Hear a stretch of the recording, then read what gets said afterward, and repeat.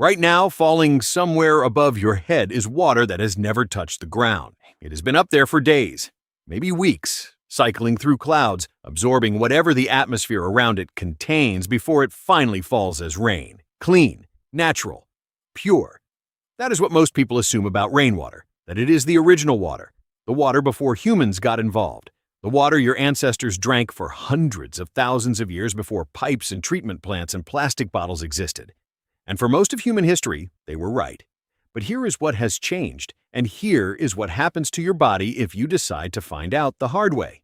Rainwater today is not what rainwater was. The atmosphere it falls through is not the atmosphere your ancestors lived under, and if you spent an entire year drinking nothing but rainwater, collected from your roof, your garden, wherever the sky delivers it, the changes that would happen inside your body would start almost immediately, build quietly for months, and arrive at year one as something nobody who started the experiment would have predicted. The first thing to understand is what rainwater actually contains. In 2022, researchers at the University of Stockholm published a study that made headlines around the world. They had tested rainwater samples from across the entire planet, from the Tibetan plateau to the coast of Antarctica, places as remote and untouched as Earth still has to offer. Every single sample contained microplastics, every one, including locations where no human being lives within hundreds of kilometers. The lead researcher, Ian Cousins, described it simply. There is nowhere on Earth, he said, where the rainwater would now be considered safe to drink under current United States Environmental Protection Agency guidelines. Let that settle for a moment. The rain falling on the most remote wilderness on Earth is already, by the standards of the agency responsible for protecting human health, unsafe. And that is before you add what the rain picks up closer to where people actually live.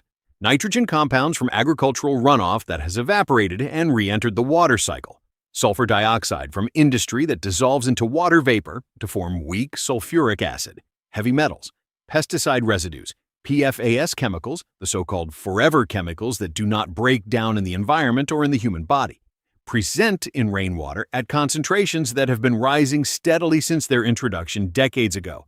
Rainwater is not dirty in the way a puddle is dirty. It is not visibly contaminated.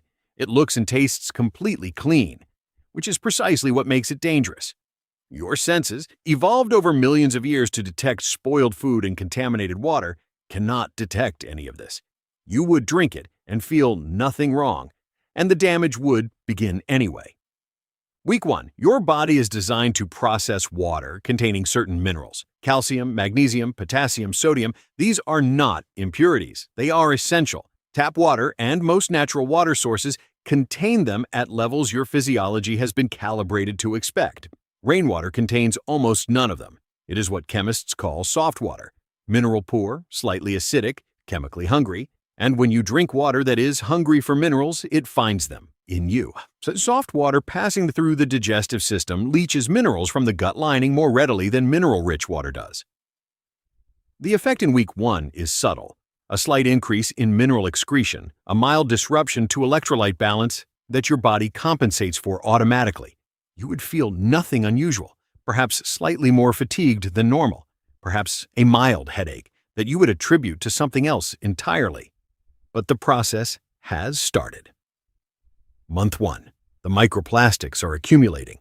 This is not speculation. Researchers have found microplastics in human blood, in human lung tissue, in the placentas of unborn children. They have found them in the gut, in the liver, in the kidneys. The average person already ingests somewhere between 78,000 and 211,000 microplastic particles per year through food, water, and air combined. Drinking only rainwater for a month would significantly accelerate that intake. And while the full long-term consequences of microplastic accumulation in human tissue are still being established, what researchers already know is not reassuring. Microplastics carry other chemicals with them. They act as vectors, concentrating persistent organic pollutants on their surface and delivering them directly into tissue. Your immune system, encountering particles it has no evolutionary framework to process, begins mounting a low-level inflammatory response. Not dramatic, not immediately noticeable. A quiet, persistent elevation in inflammatory markers that your body is simply not designed to sustain indefinitely. Month 3. The mineral deficit is no longer subtle. Prolonged consumption of soft, mineral-poor water has been linked in multiple studies to increased risk of cardiovascular problems, higher rates of bone density loss, and disruption to the body's acid-base balance.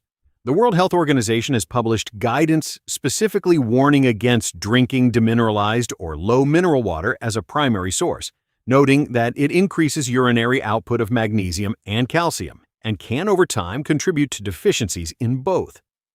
By month 3, your magnesium levels are measurably lower than they were at the start. Magnesium is involved in over 300 enzymatic reactions in the human body. Its deficiency does not announce itself with a single dramatic symptom. It arrives as a collection of things that each seem unrelated: muscle cramps at night, difficulty sleeping, a persistent low-level anxiety that sits just below the threshold of being something you would describe to a doctor, fatigue that does not respond to rest. Your bones, meanwhile, are in a slow and invisible negotiation. When the body is short on calcium from dietary sources, it borrows from where calcium is stored. The bones. Now, this process, called bone resorption, is normal at low levels. At sustained elevated levels over months, it is the beginning of something that will take years to fully manifest, but is already silently underway. Month 6. The PFAS chemicals, the forever chemicals, do not leave. That is the defining characteristic of PFAS compounds. They do not metabolize. They do not break down. They accumulate in the bloodstream, in the liver, in the kidneys, in fatty tissue.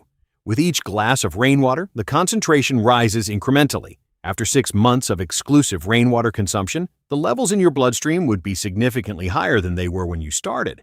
The health consequences of elevated PFAS exposure that researchers have documented include disruption to thyroid function, suppression of immune response, altered cholesterol metabolism, and in long-term high-level exposure, increased risk of certain cancers.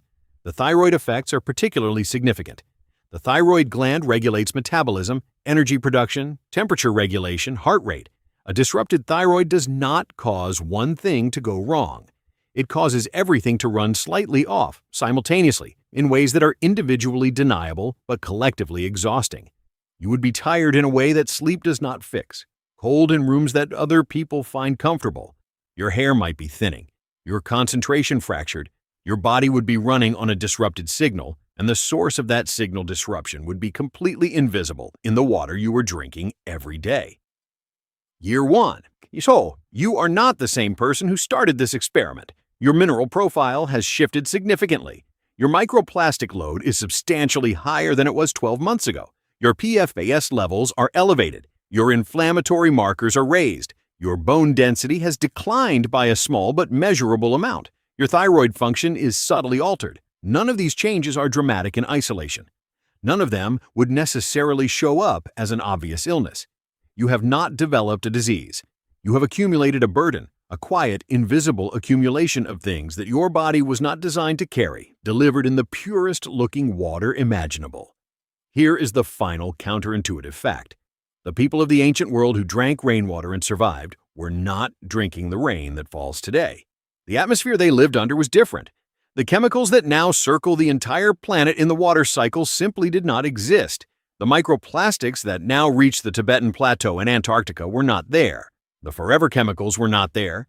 The rain that falls today has passed through a world that humans have spent 2 centuries chemically transforming. It carries that transformation with it, into every cloud, into every drop, into you if you let it. The water falling above your head right now is not the water your ancestors drank. It just looks exactly the same.